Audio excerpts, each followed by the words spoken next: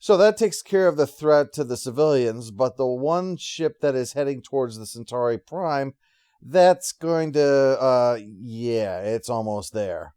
Londo has sent up a transmission to the Vorlons proving that Mr. Morden and all the shadows are gone from the world. Nothing left here that was touched by the shadows at all. Not a thing. Except... There's still one thing left. Something that's been touched by the shadows, influenced by them. What? Do I have a booger? Yes, Londo is still here, and as the Vorlons close in, he realizes that Morden was even more wrong than he'd thought. Not only would the Vorlons destroy Centauri Prime to wipe out the shadow ships, they would destroy it to kill one single person the shadows have influenced. The only thing that saves them is that the first ones joining the battle has demanded that all Vorlon forces be called to the system immediately to address this attack, and the shadows are likely doing the same thing. Speaking of addressing, when Lorien arrives on Sheridan's White Star, the Vorlons finally deign to speak, through Lita, and immobilize Sheridan. But then the shadows jump in and do the same thing to Delenn.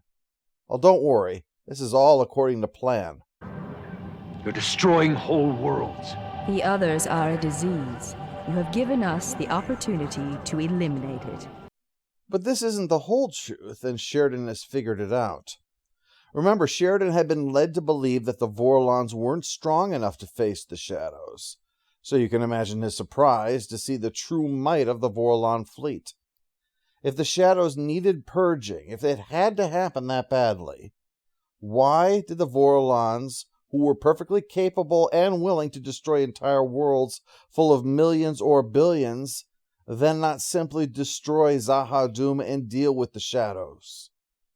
At the same time, the shadows, in the guise of the fellow members of the Conspiracy of Light, confront Delenn about how their way is the true way.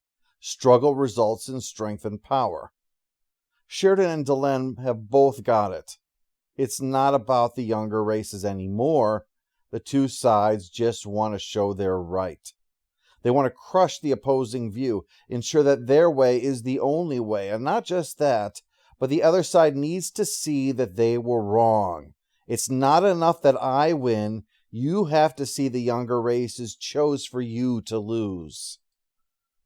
Well, neither side is willing to allow this to end. The conflict will go on with or without your consent. So Lorien ends the conversation.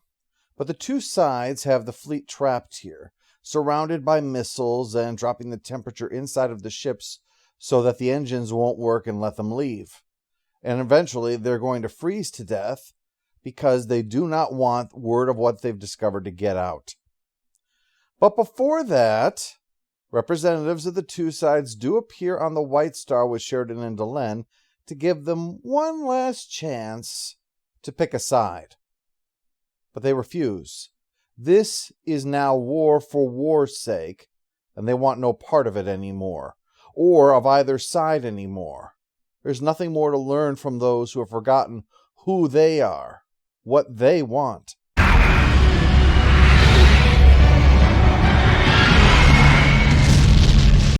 Except not to piss off people with missiles, I suppose. But that was actually an interception. A Drazi warship sacrificed itself to protect Delenn and Sheridan, and other ships are moving to do the same. They've made their choice. The only winning move is not to play. Lorien then speaks to the two sides, saying that it's time they all departed and left the galaxy to the younger races. That's why he made sure that he had all of the first ones that were out there, despite Ivanova's thought that they'd had enough. It wasn't about having enough to win a victory. It was being able to essentially win the peace, to ensure that this would be a new age, as the title often said, without the old ones to guide them, for them to decide their own path now. So, with the war finally over, Londo and Vir celebrate and plan to return to B5. It'd be safer for Londo to be away from all the people made nervous by his moves, however necessary they had been. The fleet returns to B5 in triumph, but It's a quiet moment for Sheridan and Delenn as they approach to reflect on the amazing change that they have just witnessed. And with that, we have finished the arc. Take a look at the companion video then, and we'll take a look back at the 6 episodes and see what emerges from an examination of them.